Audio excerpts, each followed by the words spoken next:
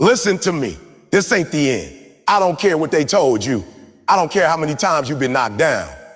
I don't care if everything around you looks like it's falling apart. Because right here, right now, is your moment. The moment you decide to rebuild. See, rebuilding ain't cute. It ain't glamorous. It's not a quote on Instagram. Rebuilding is ugly. It's lonely. It's painful. Rebuilding is not pretty, but it's necessary. When your world falls apart, when everything you counted on crumbles, there's a moment of silence that hits you right in the chest. That silence is the space between who you were and who you could become. And in that silence, there's a choice. Stay broken or rebuild. Most people don't talk about what rebuilding really feels like. They paint a picture with highlight, time lapses, and motivational quotes. But the truth is that rebuilding yourself feels like hell before it feels like healing. It's waking up every day wondering if the pain is even worth it. It's showing up to your life with scars that no one sees and wounds you don't always know how to heal.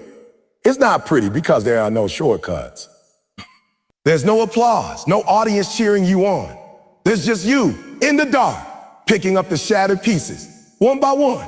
And every piece you pick up cuts your hands.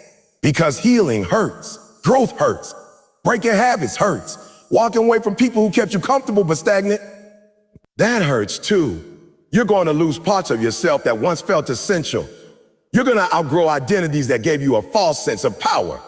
You'll be forced to look in the mirror and face the version of yourself you've been running from. But the pain is part of the process. It's not a sign that you're doing something wrong. It's a sign that you're finally doing something real. When you rebuild, you don't just slap new paint over the old cracks. You dig deep. You break it all down. You get to the root. You tear apart every lie you believed, every excuse you told yourself, every limitation that's been living rent-free in your mind. You look at yourself not with judgment, but with honesty, and that honesty stings. It exposes the corners of your life that you kept hidden, because facing them meant doing the hard work. And that hard work is where the real rebuilding begins. It's in the choices no one sees. It's in the mornings you get up, even when your heart is heavy. It's in the nights you go to bed sober, focused, determined to do better the next day. It's in the boundaries you set, the people you walk away from, the standards you raise. Rebuilding is 1,000 silent victories that nobody claps for but you. It's not loud. It's not glamorous. But it is powerful. Every time you choose discipline over distraction, you're rebuilding. Every time you choose growth over comfort, you're rebuilding. Every time you decide to speak life into your situation instead of giving into hopelessness, you're rebuilding. And what you're building isn't just a new life. You're building a new you, a stronger, wiser, more resilient version of who you used to be. Not because you wanted the pain, but because you used the pain. It's necessary because staying broken is not an option. Remaining in the ruins of what once was does nothing but keep you tied to a life that no longer serves you. The future can't be built on broken foundations. You have to be willing to strip it all down, even if it means starting from zero. You have to be okay with looking foolish in the eyes of others as you reconstruct your identity. You might not see results right away. You might not even feel like it's working. But brick by brick, layer by layer, something inside you is changing. It's slow, it's messy, it's uncomfortable, but it's real. And in a world where so many people wear masks and fake strength, there's something powerful about someone who chooses to rebuild from the inside out. No filters, no facade, just raw, authentic effort. You may cry, you may doubt, you may even want to give up, but the only way out is through. The only way forward is rebuilding, not from a place of fear, but from a place of vision. Not because you have it all figured out, but because you know deep down, if you don't rebuild, you'll stay stuck in a story that was never meant to be your final chapter. You are your own rescue mission. Nobody is coming to save you. That's the truth most people try to avoid because it's uncomfortable. It's easier to believe that someone will show up and fix things, that one day life will just magically turn around. But the harsh reality is this: if you don't move, nothing moves. No, if you don't fight for your life, your dreams, your peace, no one else will. Waiting for a handout, a second chance, or for someone to feel sorry for you is a trap that keeps you stuck in the same cycle. At some point, you have to stop looking outward for answers and start looking inward. The solution isn't out there in someone else's approval. in a new relationship, in a different job, or in some perfect moment that may never come. It's in you. The healing, the growth, the breakthrough, it starts when you decide that you've had enough. When you stop blaming your past, your parents, your circumstances, and accept that everything from this point forward is in your hands. That level of ownership is terrifying, but it's also freeing. Because if you're the one who got you here, you're also the one who can get you out. Nobody else knows your battles the way you do. Nobody else feels your pain at 2 a.m. Nobody else knows what it's like to carry your scars, your regrets, your internal storms. So why would you wait for someone else to write your story? You were born with the pen in your hand. You just forgot. You let the world convince you that you weren't enough, that you needed saving, that you were broken beyond repair. But you're not. You're powerful, even when you feel powerless. You're capable, even when you feel stuck. You've just got to remember who you are. And that starts when you take full responsibility for your life. Responsibility doesn't mean shame. It doesn't mean self-blame or beating yourself up. It means realizing that while you might not be at fault for everything that happened to you, you are responsible for how you respond. Life hits. Life hurts. Life hurts. And maybe what happened wasn't your choice, but rebuilding, recovering, growing from it, that is your choice. Every single day, you get to decide how you respond to the fire. You either let it burn you down or you use it to forge something stronger. Being your own rescue mission means you stop waiting for someone to tell you you're worthy. You stop waiting for the perfect condition. You stop waiting to feel ready. You start moving forward anyway, even when it's messy, even when you're scared, even when you failed before. Because rescuing yourself is not about perfection, it's about progression. It's about taking the next step, and then the next, and then the next, even when you can't see the finish line. It's not an easy road. It takes courage to face the truth. It takes strength to stop pretending everything's okay when it's not. It takes grit to get up when everything in you says stay down. But when you realize no one else is coming, something inside of you wakes up. That fire, that fight, that part of you that forgot how to dream, how to believe, how to build, it reignites. You stop chasing saviors and start becoming your own. You begin to talk to yourself differently. You start setting higher standards. You walk into rooms with confidence, not because someone told you you're great, but because you decided to be. You start showing up for yourself. You invest in your mind, your body, your soul. You feed yourself discipline when you used to feed yourself excuse. You create routines that reinforce who you're becoming. You remove toxic voices, toxic habits, toxic patterns, not because someone told you to, but because you chose to. You're not waiting anymore. You're not hoping for luck. You're not clinging to what ifs. You've stepped into your power. You've become your own motivation, your own accountability, your own backup plan. You don't need a hero because you realize you are one. The version of you who shows up when life is heavy. That's the version that will carry you to the next level. That's the version that doesn't break under pressure, but transforms because of it. You rescue yourself by becoming the person your past self always needed. You take all the pain, all the failure, all the darkness, and you turn it into fuel. You build yourself up from the inside so that no matter what life throws at you, you know this one truth: you've got you. Failure is proof you're trying. That's a truth most people overlook because they've been conditioned to see failure as weakness, as embarrassment, as something to hide. From a young age, we're taught to chase perfection, to fear mistakes, to stay inside the lines. So when we fall short, when things don't go according to plan, we beat ourselves up. We question our worth. We convince ourselves we're not good enough, smart enough, strong enough, strong enough. But the truth is, the moment you stepped outside your comfort zone, you did something most people won't. You took a risk. You showed up. You put yourself in the game. Trying means you cared enough to move. It means you had the courage to take a step even when you didn't know the outcome. And yes, you failed. Yes, you stumbled. Maybe you messed up. Maybe you lost time, money, opportunity, relationships. Maybe you embarrassed yourself, but you showed up. That matters. That counts. The people who fail are the ones who dared to dream, the ones who never fail. They're not playing the game. They're hiding in the stands, criticizing the ones who are actually doing something with their lives. You have to shift how you see failure. Failure is not the opposite of success. So part of success, you don't win without losing first. You don't master anything without making mistakes. Yeah. Nobody starts at top. Nobody wakes up and becomes great by accident. Every champion, every leader, every expert you ever admired has a long list of failures behind them. The only difference is they didn't stop. They used failure as feedback, as fuel, as a fire to refine their focus, their strategy, their mindset. When you fail, it hurts. Of course it does. The sting is real. It can break your confidence, shake your belief, make you doubt everything. But don't confuse pain with punishment. That pain is part of the process. That process? It's the resistance that builds resilience. It's the tension that creates transformation. You wouldn't expect to build muscle without lifting heavy weight. Why would you expect to build a life worth living without lifting heavy lessons? Failure is a mirror. It shows you what needs work.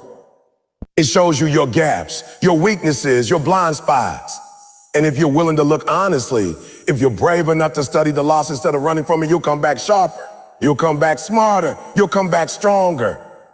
But you gotta be willing to go through it, not just around it. You gotta sit in the discomfort, feel the failure, and choose not to quit. The danger isn't in failing. The danger is in letting failure define you and thinking that one loss means you're not capable. And deciding that just because it didn't work the first time, it will never work. That's the lie that keeps people stuck. That's the mindset that kills potential. You gotta break free from that. You've got to remind yourself that the only people who don't fail are the people who never try. And those people never grow. When you fail, something powerful happens. You gain experience, real, earned, in the trenches experience. That's something no book, no podcast, no motivational video can give you. That experience becomes your edge. It becomes the voice in your head that says, I've been here before, I know what this feels like. And I know how to bounce back. Every time you fail and rise again, you build that voice. You build that toughness, that grit. You have to give yourself credit. You have to understand that showing up and failing is infinitely more valuable than standing on the sidelines playing it safe. Playing safe never changed a life. Playing it safe never built a legacy. You don't get to greatness without some bruises. You don't build anything real without setbacks. So if you failed, it means you're in the arena. It means you've started the journey. It means you're no longer just dreaming about change. You're chasing it.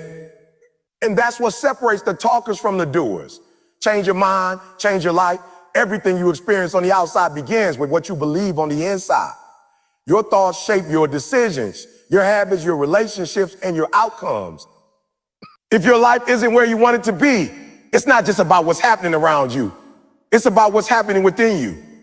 Your mindset is the control center. It either keeps you stuck or pushes you forward.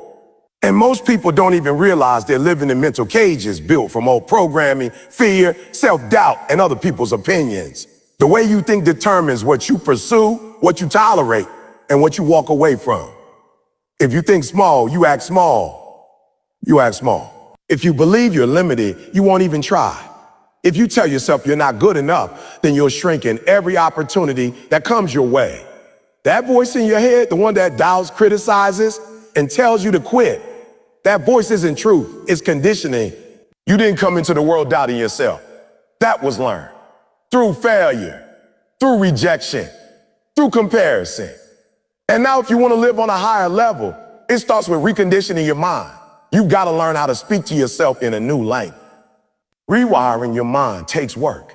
It's not about positive vibes and surface level motivation. It's about tearing down the lies you've been carrying for years and replacing them with beliefs rooted in power, purpose, and potential. That means being intentional with what you feed your mind every day. What are you reading? Who are you listening to? What are you repeating to yourself in silence? Every thought you entertain becomes a seed. And if you water negativity, fear, and doubt, you'll grow a life full of limitations. But if you plant confidence, resilience, and belief, you'll grow possibility, you'll grow momentum, you'll grow change. Changing your mind doesn't mean ignoring reality. It means choosing how you respond to it. It means deciding that no matter what life throws at you, your mindset stays grounded. It stays focused. It stays unshakable. Because life is always going to throw storms your way. You can't control the weather, but you can build a mindset that doesn't collapse when it rains. That strength starts in your thoughts. The strongest people you know aren't the ones who've never suffered. They're the ones who train their minds not to break under pressure. They didn't always feel brave. They just refused to let fear win. Most people want a new life without developing a new mindset. They want better results without changing the way they think. That's why they stay stuck.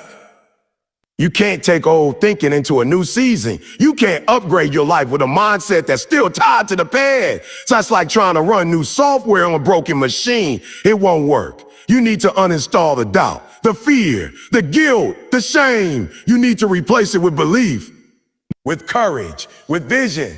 That transformation won't happen overnight, but it will happen if you're committed, if you're consistent. You've got to train your mind like you train a muscle, daily, repetitively. Intentionally, you got to talk to yourself more than you listen to the world. You got to program your mind with clarity, goals, and positive action. Every morning, set the tone. Every night, evaluate your progress. Don't let your thoughts wander into negativity. Guide them. Lead them. Master them. You don't get to choose what happens to you, but you get to choose what it means. You get to reframe pain. You get to reframe setbacks. You get to shift your narrative. And when you shift the story you tell yourself, you shift the direction of your life. No one else can do that for you. No one else can think for you, believe for you, or act for you. That power is yours. That power is yours. That responsibility is yours. That opportunity is yours. Your reality is a reflection of your repeated thoughts. Your success is a reflection of your internal dialogue. Your confidence is a reflection of what you consistently tell yourself when no one's watching. Daily habits build your new foundation. It's not the big, dramatic moments that define your life. It's what you do repeatedly when no one's watching. People often wait for a breakthrough, hoping that one event, one decision, one opportunity will change everything.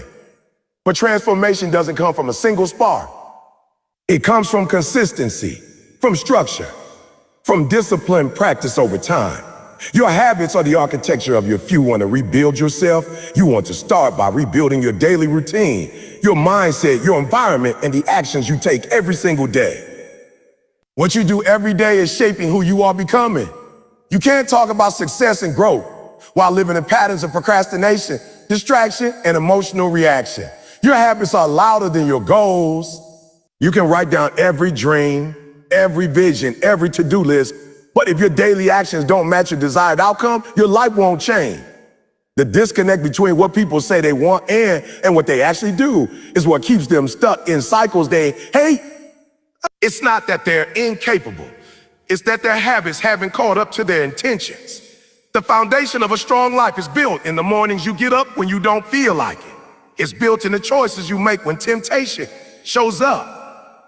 It's built in the decision to stay consistent even when you're not seeing instant results. Habits teach your mind that you are dependable, that you follow through, that your word to yourself means something. When your daily actions align with your core values and goals, you begin to trust yourself. And when you trust yourself, you become unstoppable. Your habits are forming your identity. If you consistently hit snooze, skip workouts, eat junk, and avoid difficult conversation, you're reinforcing the identity of someone who's settled, someone who avoids, someone who breaks promises to themselves. But if you show up even when it's hard, even in the small ways, you start building the identity of someone who's disciplined, focused, and driven. You don't rise to the level of your motivation. You rise to the level of your standards, and your standards are reflected in your daily habits. It doesn't have to be complicated. It just has to be intentional. 5 minutes of journaling every morning. 10 minutes of reading instead of scrolling. Drinking water instead of soda. Playing your day before it spirals out of control. Saying no to distractions so you can say yes to growth. Small steps done daily lead to massive change over time. But you have to be patient. You have to be committed to the long game. Too many people quit because they don't see progress fast enough. But real growth isn't visible in the beginning. It's happening internally in your mindset, your self-talk, your resilience. Your habits should reflect the future you're building. Ask yourself daily, is this habit pulling me closer to who I want to become or pushing me further away? If it's not aligned, it has to go. If it's toxic, you can't make excuses for it. If it's lazy, you have to confront it. You have to become a person who is obsessed with execution. not just planning. Motivation comes and goes, but discipline is the difference maker. And discipline is built through routine. There's no way around it. You have to earn your growth. You can't fake discipline. You can't cheat consistency. There's no shortcut to mastering yourself. You get better by doing the reps. One choice at a time, one day at a time. You rewire your brain through repetition. The more you act in alignment with your higher self, the easier those actions become. It becomes your new normal, your new standard, your new identity. People want to skip the process. They want the results without the ritual, but it's in the process that you become who you were meant to be. Your habits shape your confidence, your character, your clarity. They help you face challenges with grit because you've trained your mind to keep going. They build momentum, and momentum is what carries you when motivation fades. Without strong habits, you're building your life on sand. With strong habits, you create a foundation so solid that no storm can shake it. You weren't born to stay broken. You were built to rise. Somewhere deep inside, you know that. Even when life knocks you down so hard that you question everything, that truth still echoes. You were made for more than surviving. You were made to rebuild, to rise, to transform pain into power. Being broken is not your identity. It's a season. It's a moment. It's something you go through, not something you become. But too many people confuse their condition with their character. They let temporary struggles define their permanent worth. And that's where the lie starts. That's where potential gets buried under shame, regret, guilt, and fear. But just because you've been broken doesn't mean you're defeated. Broken things can be rebuilt stronger than before. In fact, some of the most powerful people you'll ever meet didn't rise despite their pain. They rose because of it. They were cracked open by life. And through those cracks, strength, resilience, and wisdom came pouring out. Struggle has a strange way of shaping you, of stripping away what's not essential and revealing what's real. When you're broken, you're raw, you're exposed, but you're also closer to the truth. There's no more pretending. There's no more hiding behind masks. You finally face who you are, and from that place, you can build something solid. There is something inside of you that refuses to quit, even when your mind screams to give up. That voice, that whisper, that flicker of fire is still alive. It might be buried under layers of exhaustion, heartbreak, or failure, but it's not gone.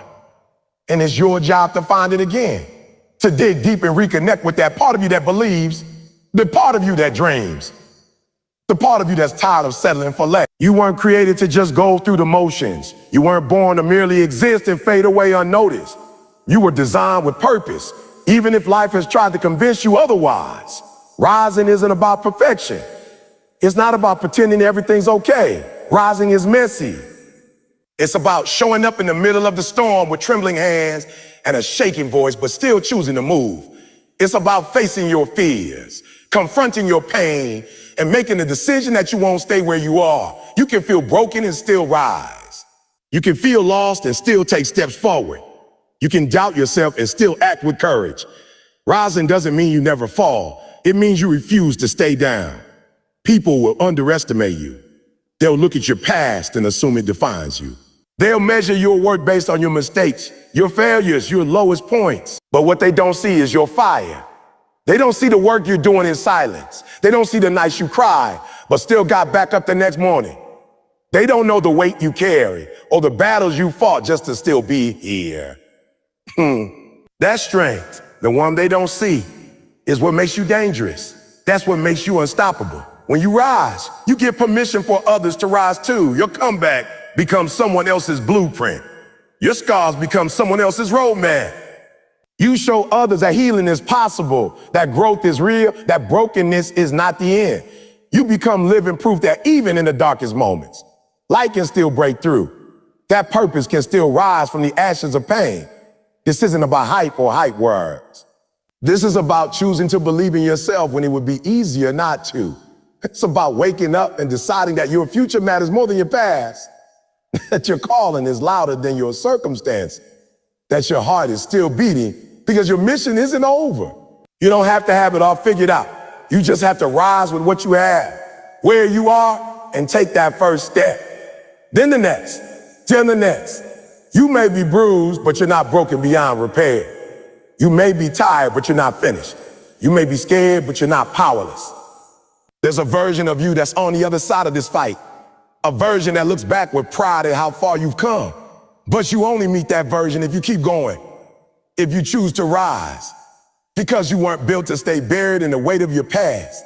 You were built to rise from it, to grow through it, to come back stronger, clearer, and more powerful than you've ever been.